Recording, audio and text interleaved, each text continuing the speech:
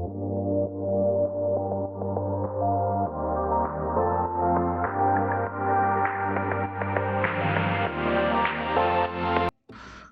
guys, today we are going to see a conveyor mechanism.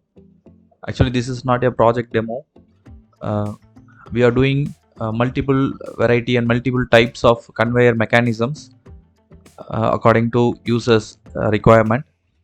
Basically a conveyor system is a fast and efficient mechanical handling apparatus for automatically transporting the load from one place to other place to minimize the human errors and to make the risk and reduce the labor cost. Most of the conveyor mechanism was used in the industrial area. Here this conveyor mechanism by handmade materials. So guys, if you require any type of conveyor mechanism, any type of model, you can contact our executive.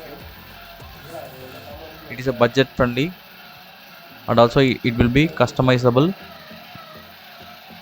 So if any conveyor model required for your industrial project purpose or students project purpose, you can contact our executive.